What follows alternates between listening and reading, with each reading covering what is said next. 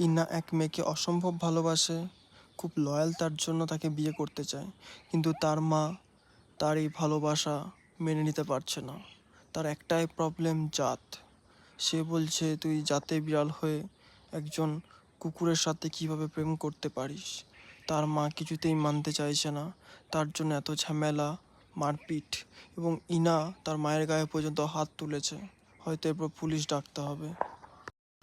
আর কি কি দেখতে হবে বলুন কলিযুগে? তা বলে একটা কুকুরের সাথে একটা বিড়ালের প্রেম, এটা কি মানা যায়? সে তো মা, সে তো মানবে কি করে? আমরাই মানতে পারছি না।